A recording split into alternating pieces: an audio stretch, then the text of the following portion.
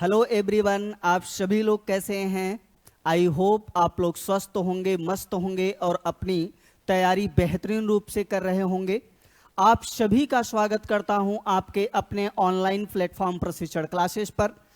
जैसा कि आज हम लोगों का जो है सुपर 30 का फिजिक्स का अभ्यास संख्या 2 करना है, तो आइए हम चलते हैं अपने अभ्यास श्रृंखला 2 में। और पहले अभ्यास श्रृंखला में हम लोगों ने वेब के बारे में जाना था। वेब से संबंधित जितने भी पीवाईक्यू थे विथ कॉन्सेप्ट को देखा गया, और इस श्रृंखला में हम लोग साउंड को देखने वाले हैं, ध्वनि को देखने वाले हैं। और आप लोग साउंड ध्वनि डेली सुनते रहते हैं, उसका दैनिक जीवन में क्या उपयोग है। आइए चलते हैं हम अपने क्वेश्चन की तरफ। हमारा पहला क्वेश्चन आप लोगों के सामने रहा।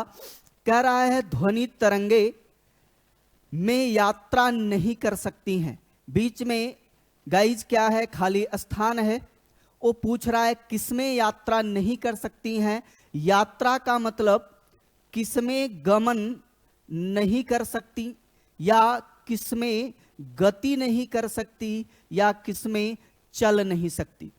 तो बताइए, कह रहा है वायु में नहीं चल सकती है, कि पानी में नहीं चल सकती, कि निर्वात में नहीं चल सकती है, कि स्टील में नहीं चल सकती है। हमारा अगर बात करें राइट आंसर स्टूडेंट क्या है, तो हमारा right answer option number C होगा कि ध्वनि कभी भी वैक्यूम अर्थात निर्वात में नहीं चल सकती है। तो हमारा राइट आंसर क्या होने वाला है स्टूडेंट? तो ऑप्शन नंबर सी। अब बात आती है कि ये निर्वात में क्यों नहीं चल सकती है। वायु में चल सकती है, पानी में चल सकती है, स्टील में चल सकती है, तो निर्वात अर्थात वैक्यूम में क्यों नहीं चल सकती? तो याद कीजिए, मैंने कल अपने अगले वीडियो में, पहले वीडियो अभ्यास श्रृंखला 1 में बताया था कि ध्वनि कौन साउंड ध्वनि यांत्रिक तरंग होती है। ध्वनि एक प्रकार की कौन सी तरंग होती है स्टूडेंट मेरे प्यारे साथियों? तो यांत्रिक तरंग होती है। और यांत्रिक तरंग की यह विशेषता होती है, यांत्रिक मैकेनिकल वेव की यह विशेषता होती है कि वो जब भी चलेंगी माध्यम में चलेंगी। किसमें गति करेंगी? माध्यम में चलेंगी। कभी भी बिना माध्यम के गमन नहीं कर सकती हैं। अर्थात ये जब भी चलेंगी या तो ठोस में चलेंगी, या तो द्रव में चलेगी, या तो गैस में चलेगी, लेकिन निर्वात में कभी नहीं चलेगी। आई होप आप लोग को समझ में आया होगा कि ध्वनि निर्वात में क्यों नहीं चलती। क्योंकि ध्वनि कैसी तरंग होती है? यांत्रिक तरंग होती है, अर्थात मैकेनिकल वेव होती है। चलिए, और हाँ स्टूडेंट मेरे प्यारे साथियों, आप लोग कॉपी और पेन लेकर बैठेंगे, साथ साथ में नोट डाउन करते चलेंगे। चलिए चलते हैं दूसरे क्वेश्चन की तरफ। दूसरा क्वेश्चन कह रहा है निम्नलिखित में से कौन सा असत्य है?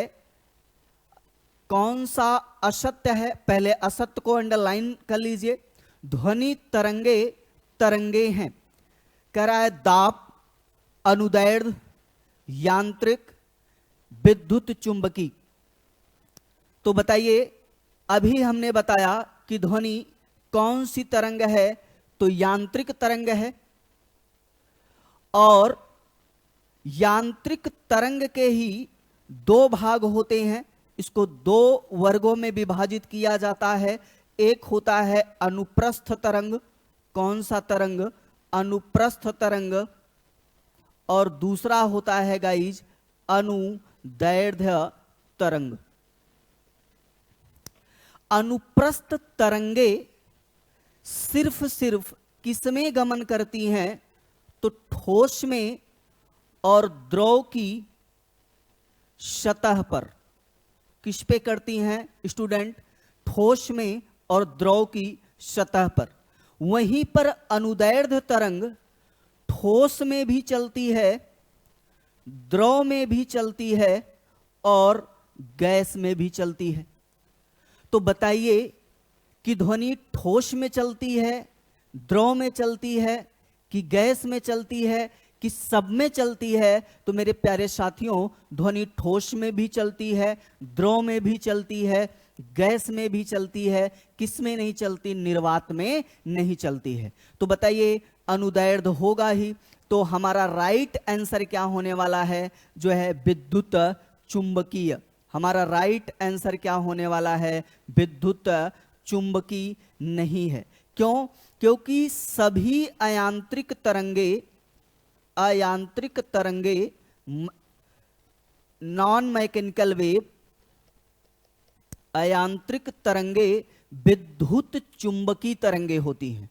जैसे अगर बात कर लिया जाए प्रकाश की, अगर हम बात करें, हम लोग अभी ध्वनि की बात कर रहे थे, अगर हम प्रकाश की बात कर लें कि प्रकाश कौन सी तरंग होती है, तो प्रकाश एक प्रकार के विद्युत चुंबकीय तरंग होती है।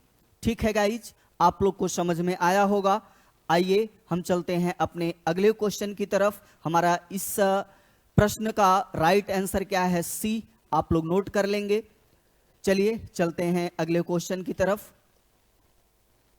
कह रहा है किस भौतिक वैज्ञानिक के सम्मान में ध्वनि की आवृत्ति के यसाई मात्रक को नाम दिया गया है? वो कौन से वैज्ञानिक थे जिनके सम्मान में ध्वनि की आवृत्ति, और गाइज इसको नोट कर लेंगे, फिजिक्स में जहां आवृत्ति नामक शब्द आपको मिले वहां पर किससे संबंध जोड़ना है? तो ऊर्जा से। अगर हम कहेंगे कि आवृत्ति अधिक है, किसकी बात कर रहे हैं? आवृत्ति अधिक है, तो इसका मतलब समझिएगा कि उसके पास ऊर्जा अधिक है। अगर हम कहें कि आवृत्ति कम है, तो समझिएगा कि उसके पास ऊर्जा भी कम है। तो आवृत्ति का संबंध भौतिकी में या फिजिक्स में किससे होता है? तो ऊर्जा से होता है। और आवृत्ति का यसाई मात्रक क्या होता है मेरे प्यारे साथियों? तो कमेंट कीजिए। पहले तो आप लोग कमेंट कीजिए कि आवृत्ति का यसाई मात्रक क्या होता है? तो हर्ट्ज जो होता है। क्या होता है गाइज? आवृत्ति का यसाई मात्रक तो हर्ट्ज होता है। आइए अब ऑप्शन पे चलते हैं। Werner, Karl Heisenberg, Heinrich Rudolf Hertz, Albert Einstein, JC Maxwell. तो हर्ट्ज किस ऑप्शन में आपको दिख रहा है? तो हमारा option number B right answer होगा। हेनरिक रुडोल्फ हर्ट्ज के सम्मान में ध्वनि के आवृत्ति का यसाई मात्रक माना गया। चलिए यहीं पर अगर हम बात करें कि ध्वनि की आवृत्ति का यसाई मात्रक हर्ट्ज होता है, लेकिन अगर हम बात करें कि ध्वनि के तीव्रता का यसाई मात्रक कितना होता है, तो तीव्रता का यसाई मात्रक जो होता है वो डेसिबल होता है। क्या होता है गाइज? तीव्रता का यसाई मात्रक डेसिबल होता है। नोट करके लिख लेंगे और यहां पर इंपॉर्टेंट करके लिख लेंगे। WHO के अनुसार हमारे कानों के लिए 45 डेसिबल की ध्वनि 45 डेसिबल की ध्वनि सर्वोत्तम मानी गई है। यानी हमारे कानों के लिए सबसे अच्छी ध्वनि कितनी होती है? तो 45 डेसिबल की होती है। और 60 डेसिबल के अगर ऊपर है तो वह ध्वनि शोर कहलाती है। क्या कहलाती है? शोर कहलाती है। ठीक है, आई होप आप लोग को समझ में आया होगा। और मेरे प्यारे साथियों, अगर आपको कुछ भी आपके अपने ऑनलाइन प्रशिक्षण क्लासेस के द्वारा मिल रहा है तो हमारे YouTube चैनल को सब्सक्राइब कीजिए, लाइक कीजिए और हमारे वीडियो को अधिक से अधिक शेयर कीजिए। चलिए हम चलते हैं अपने अगले क्वेश्चन की तरफ। अगला क्वेश्चन कराया मनुष्यों के लिए ध्वनि का श्रव्य प्रास लगभग कितना होता है? अगर हम ध्वनि के तीव्रता के आधार पर बात करें, चलिए थोड़ा सा समझा जाता है। ध्वनि के तीव्रता के आधार पर अगर हम बात करें तो इसको 3 वर्गों में विभाजित किया जाता है मेरे प्यारे साथियों। एक होता है श्रव्य ध्वनि और दूसरी होती है अश्रव्य ध्वनि। अश्रव्य ध्वनि, अश्रव्य ध्वनि, और तीसरी होती है पराश्रव्य ध्वनि। श्रव्य ध्वनि का जो वैल्यू होता है, मान होता है, वो 20 से लेकर 20,000 हर्ट्ज के मध्य में होता है। श्रव्य ध्वनि का मतलब जो वे ध्वनियां जो हम अपने कानों से आसानी से सुन सकते हैं उसे श्रव्य ध्वनि कहते हैं। जब आप अपने मित्र से अपने घर पर बातचीत करते हैं तो एक दूसरे की ध्वनि सुनाई देती रहती है, तो कौन सी ध्वनि होती है? श्रव्य ध्वनि होती है। और उसका मान कितना होता है, कितने से कितने के बीच में? तो 20 से लेके जो है 20,000 हर्ट्ज के मध्य में होता है। अश्रव्य ध्वनि वे ध्वनि होती है जो 20 हर्ट्ज से कम होती है। क्या होती है स्टूडेंट? 20 हर्ट्ज से कम होती है। अश्रव्य ध्वनि हम लोग किसे कहते हैं? तो वे ध्वनियां जिसे हम बिना यंत्र की सहायता से नहीं सुन सकते उसे अश्रव्य ध्वनि कहा जाता है। जैसे आपके हृदय से उत्पन्न ध्वनि अश्रव्य ध्वनि होती है। भूकंप से उत्पन्न जो ध्वनि होती है या तरंग होती है वो क्या होती है? अश्रव्य ध्वनि होता है। ठीक, अगर हम बात करें अश्रव्य ध्वनि, जैसे हमारे हृदय से उत्पन्न ध्वनि जो होती है एक यंत्र के द्वारा हम लोग उसको सुनते हैं, स्टेथोस्कोप यंत्र के द्वारा। स्टेथोस्कोप यंत्र के द्वारा सुना जाता है। बिना इस यंत्र के हम और आप इस ध्वनि को नहीं सुन सकते हैं। और लोग कहते भी हैं, आपके जो बड़े चहेते लोग होते हैं कहते हैं कि हम आपके दिल की आवाज सुन सकते हैं। तो अब बोलिएगा कि हमको बहकाइए मत, क्योंकि दिल की जो आवाज होती है वो कैसी ध्वनि होती है? अश्रव्य ध्वनि होती है। और बिना स्टेथोस्कोप का उसे सुना नहीं जा सकता। इसी को हम लोग अपने भाषा में या ग्रामीण क्षेत्र में आला के नाम से भी जाना जाता है। चलिए कमेंट कीजिए आप लोग, हृदय से उत्पन्न जो ध्वनि होती है उसको किस नाम से जाना जाता है? तो उसको लब तथा डब के नाम से जाना जाता है। किस नाम से जाना जाता है? लब तथा डब के नाम से।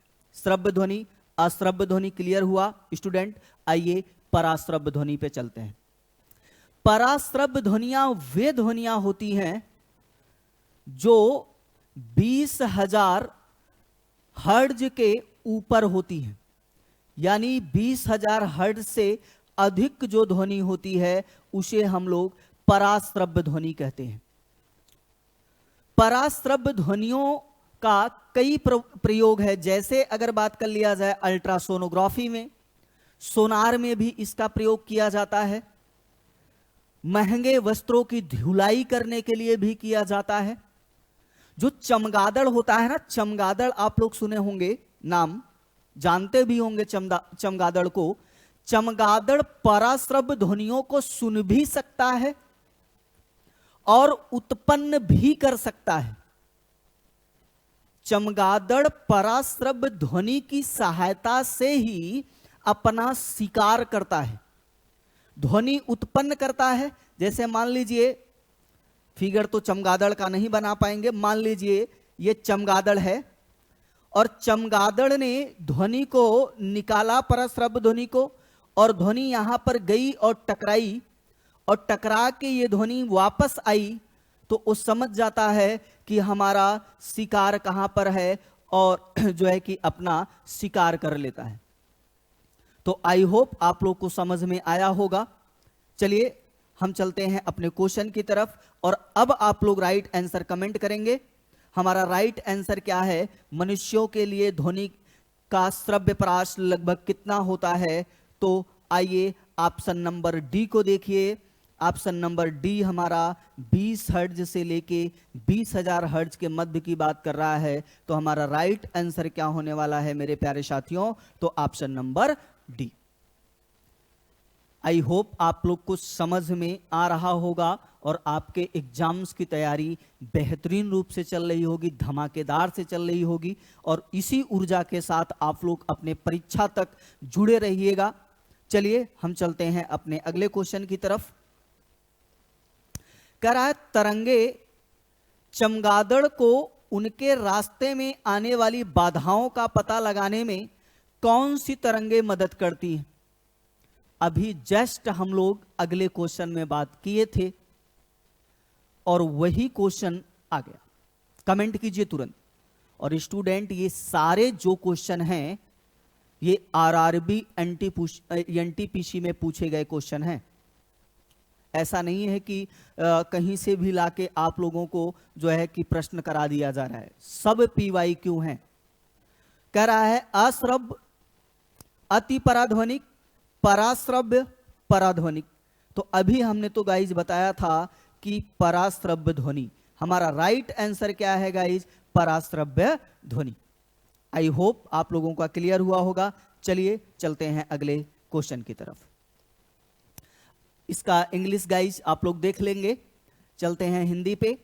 कह रहा है ध्वनि की गति पर दबाव का क्या प्रभाव पड़ता है? ध्वनि की गति की बात कर रहा है।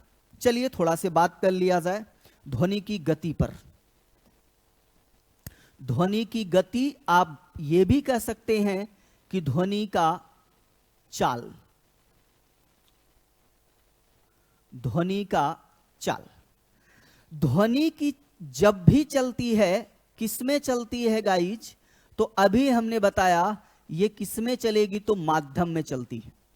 और हमारे प्रकृति में कितने माध्यम हैं? तो 3 माध्यम हैं, ठोस, द्रव, गैस और हां रसायन विज्ञान अर्थात केमिस्ट्री वाला आप लोग 2 और माध्यम मत जोड़ लीजिएगा कि सर प्लाज्मा और BEC होता है। वो कृत्रिम है, उन्हें लैब में बनाया गया है, लेकिन हमारे प्रकृति में पाए जाने वाले माध्यम कौन कौन होते हैं? ठोस, द्रव, गैस होते हैं। ध्वनि की चाल प्रत्यास्था पर निर्भर करती है। प्रत्यास्था का मतलब जैसे मान लो ये कोई कण है, इस कण के अणु जितने पास पास होंगे, जितने पास पास होंगे तो इसी को बोला जाता है प्रत्यास्था। कितने पास पास इसके अणु हैं। और अभी हमने बताया कि हमारे माध्यम कितने होते हैं? तो हमारे माध्यम होते हैं ठोस, द्रव, गैस। तो सबसे ज्यादा किसकी प्रत्यास्था होती है? तो ठोस की होती है, फिर किसकी होती है? द्रव की होती है, फिर किसकी होती है? गैस की होती है। तो सबसे ज्यादा ध्वनि की चाल किसमें होगा मेरे प्यारे साथियों? तो ठोस में होगा, फिर किस में होगा? द्रव में होगा, फिर किस में होगा? गैस में होगा। तो ध्वनि की चाल बढ़ते क्रम में चलेंगे तो किस में चलेंगे? ठोस में, द्रव में, गैस में। समझ में आया? अगर हम बात करें, जैसे यहीं पर एक क्वेश्चन आपसे पूछ दे कि एल्युमिनियम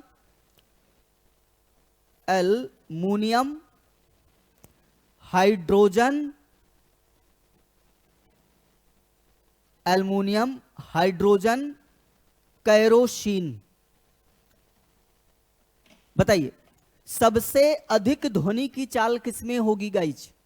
मेरे प्यारे साथियों कमेंट कीजिए। यहीं पर आप लोग को कॉन्सेप्ट समझाया भी और यहीं पर क्वेश्चन भी बना दिया कि एल्युमिनियम, हाइड्रोजन, केरोसिन। बढ़ते क्रम में लगा दीजिए आप लोग कमेंट में। तो चलिए, सबसे ज्यादा ध्वनि की चाल किसमें होगी? एल्युमिनियम में। क्यों? क्योंकि एल्युमिनियम क्या है? ठोस। फिर किस में होगी? कैरोसिन।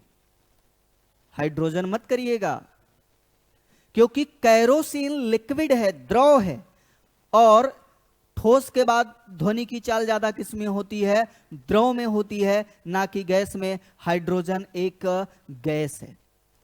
तो सबसे ज्यादा किसमें होगा मेरे प्यारे साथियों? Aluminium, hydrogen, kerosene.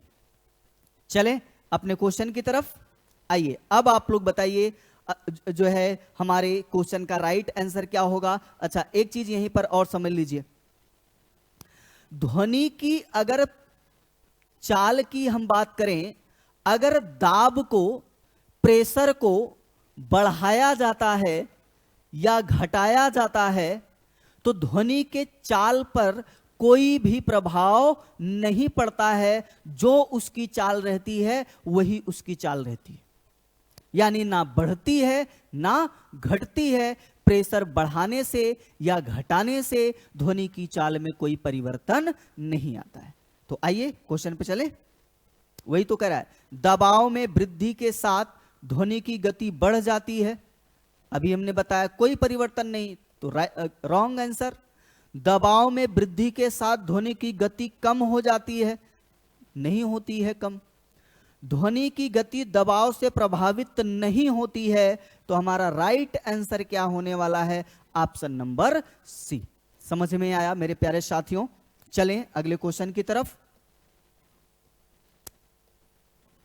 कह रहा है एक ध्वनि स्रोत 400 हर्ट्ज आवृत्ति और 2.5 मीटर तरंगदैर्घ्य की तरंगे भेजता है तो ध्वनि तरंगों की चाल क्या होगा? चलिए एक छोटा सा न्यूमेरिकल भी सॉल्व कर लिया जाए। तो इसका संबंध जो होता है वो होता है V = n लैम्डा। इससे सॉल्व कीजिए मेरे प्यारे स्टूडेंटों। तो V = n लैम्डा होता है। V जो है वो क्या है? चाल।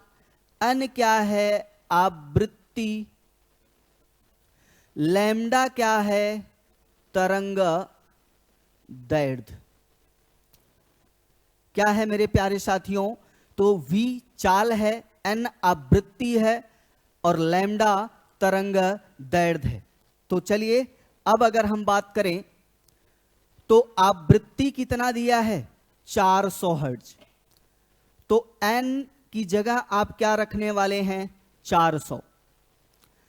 और तरंग दैर्घ्य कितना दे रखा है मेरे प्यारे दोस्तों? तो 2.5 इक्वल टू किस? V = या बराबर 400 गुणे 2.5। तो सॉल्व कर लीजिए मेरे प्यारे स्टूडेंटों। कितना आएगा? 25 0 25 25 0 0 25 4 जा कितना होता है? 100 हो जाएगा। यहां पर एक पॉइंट लगा है तो आप पॉइंट लगा लेंगे। तो V = कितना होने वाला है? V = 1000। तो हमारा राइट आंसर क्या होने वाला है? अब ऑप्शन को आप लोग देख लेंगे, जो है 1000 मीटर प्रति सेकंड। तो हमारा राइट आंसर क्या है मेरे प्यारे दोस्तों? 1000 मीटर प्रति सेकंड। और ये नोट कर लीजिएगा जो है फार्मूला जो अभी हमने बताया, V = n लैम्डा। V जो है चाल है, n क्या है? आवृत्ति, लैम्डा क्या है? तरंग दैर्घ्य है। चलें अगले क्वेश्चन की तरफ। अगला क्वेश्चन कह रहा है कि एक माध्यम में ध्वनि की गति निर्धारित करता है तरंग की ध्वनि। दूसरा कह रहा है तरंग की स्वर विशेषता, माध्यम की प्रकृति, तरंग का आयाम। अभी हमने तो बताया मेरे प्यारे दोस्तों कि ध्वनि की चाल किस पर निर्भर करेगी? माध्यम पर निर्भर करेगी। तो माध्यम की प्रकृति, यानी हमारा राइट आंसर क्या होने वाला है? ऑप्शन नंबर सी हमारा राइट आंसर है। इसीलिए कहते हैं कॉपी और पेन लेकर बैठिए, क्योंकि एक कॉन्सेप्ट अगर समझेंगे तो उसी से संबंधित लगभग सारे क्वेश्चन रिपीट होते रहते हैं। चलिए चलते हैं अपने अगले क्वेश्चन की तरफ। एक प्रतिध्वनि के लिए स्रोत और परावर्तक के बीच न्यूनतम दूरी लगभग कितनी होनी चाहिए? प्रतिध्वनि की बात कर रहा है, इको कह रहा है स्रोत जो है और परावर्तक सतह की बीच की दूरी कितनी होनी चाहिए। तो इसका राइट आंसर बताने से पहले आइए थोड़ा सा समझा जाता है इसके बारे में, प्रतिध्वनि के बारे में। जैसे मान लो मेरे प्यारे साथियों, ये आप हैं, फिगर पे मत जाइएगा, भावनाओं को समझिएगा, है ना। ये आप हैं मुस्कुराते हुए, ये आपकी ओ हैं। अब जो भी हैं आप लोग समझ लीजिएगा। अच्छा, बाल नहीं बनाए हैं क्या? अरे भैया आप लोग गुस्सा हो जाएंगे, है ना। चलिए बाल भी बना दिए, और ये आपकी ओ है, ठीक, समझ गए होंगे। अब आप इनसे जब कुछ बोले तो ध्वनि निकली और इनके कानों तक पहुंची, तो तीव्रता ऐसा तो नहीं है कि अब इनके कानों के आगे तक जाने के आगे नहीं जाएगी, यहीं से रुक जाएगी, समाप्त हो जाएगी, आगे नहीं बढ़ेगी। ध्वनि आगे भी बढ़ सकती है, ध्वनि आगे भी बढ़ सकती है, और ध्वनि जब आगे बढ़ेगी तो हो सकता है कोई न कोई यहां पर अवरोध मिल जाए, और ध्वनि जब इस अवरोध से टकराएगी तो पुनः क्या होगी? वापस होगी, और जो आप इनके लिए पिज्जा बर्गर की बात किए थे वो दोबारा फिर इनको सुनाई देगी। यानी जब एक ध्वनि दो बार सुनाई देती है तो इसी को क्या कहा जाता है? प्रतिध्वनि कहा जाता है। अब वही पूछ रहा है जो है कि इनके बीच की दूरी कितनी होनी चाहिए, तो इनके बीच की दूरी कितनी होनी चाहिए? तो 17 मीटर होनी चाहिए। कितनी होनी चाहिए? 17 मीटर होनी चाहिए। आइए चलते हैं, देखते हैं ऑप्शन में है क्या। तो कह रहा है 34 मीटर, 36 मीटर, 17 मीटर, 10 मीटर। तो अभी तो बताया मेरे प्यारे साथियों कि कितना मीटर होनी चाहिए? तो 17 मीटर होनी चाहिए। और यहां पर मैं बता रहा हूं, नोट कर लेंगे, नोट। अगर ऑप्शन में, क्योंकि एनसीईआरटी जो दिया है वो दिया है 16.6 मीटर। कितना दिया है मेरे प्यारे साथियों? 16.6 मीटर। लेकिन अधिकतर इसको माना जाता है 17 मीटर। कितना माना जाता है? 17 मीटर। अगर ऑप्शन में आपको 16.6 मीटर भी है तो आप पहले इसको राइट करेंगे। ठीक है मेरे प्यारे दोस्तों, आई होप आप लोग को समझ में आया होगा, आप लोग को मजा आ रहा होगा और अपनी पढ़ाई बेहतरीन रूप से कर रहे होंगे। चलिए चलते हैं अपने अगले क्वेश्चन की तरफ। पानी वानी पीते रहिएगा। बस गाइज, आज के लिए बस इतना ही क्वेश्चन प्रश्न है। मिलते हैं फिर अपने अगले वीडियो में। आप लोग स्वस्थ रहिए, मस्त रहिए, अपने एग्जाम्स की तैयारी दमदार तरीके से करते रहिए। आप सभी को आपके अपने ऑनलाइन प्लेटफॉर्म प्रशिक्षण क्लासेस की तरफ से थैंक यू, धन्यवाद।